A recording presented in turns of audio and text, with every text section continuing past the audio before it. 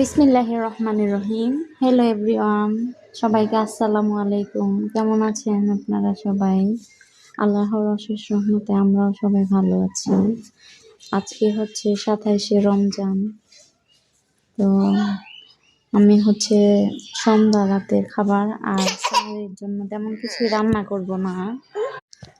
আমি তেলাপিয়া মাছ দিয়ে বেগুন রান্না করব আর নর্মাল একটা টক তরকারি রান্না করব। যেহেতু রোজা রমজানের মাস, তেমন কিছুই খাওয়া যায় না। আমি ফার্স্ট টাইম টমেটোগুলো ভালো করে ধুয়ে একটু হলুদ আর মরিচ দিয়ে সিদ্ধ করে নিব।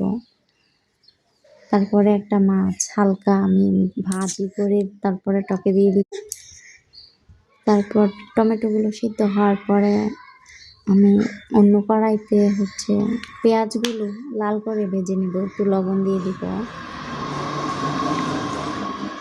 তারপরে এই কড়াইতে আবার বেগুনগুলো দিয়ে দিব।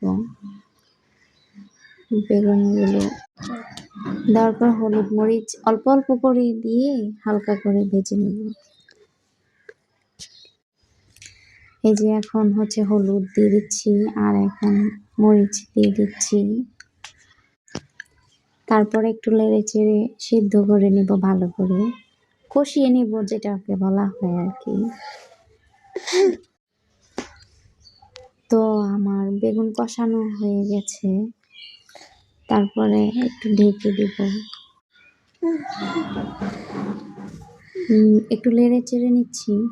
হ্যাঁ, ঢেকে দেওয়ার পরে একটু পানি দিয়ে উপরে মাছগুলো, এই যে এখন আবারও একটু মাছগুলো দেওয়ার পরে ঢেকে দিব। হ্যাঁ, এখন মাছগুলো দিয়ে দিচ্ছি, দেওয়ার পরে ঢেকে দিচ্ছি। ভালো করে বলক আসার পরে আমি আর তেমন কিছুই দেব না, ধনিয়া পাতা ছিটিয়ে দিব।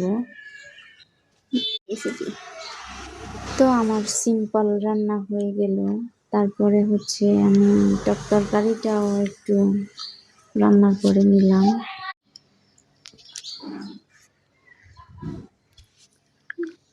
যাক, সবাই আমাদের জন্য দোয়া করবেন। এই আমাদের হালকা পাতলা খাবার। আসসালামু আলাইকুম।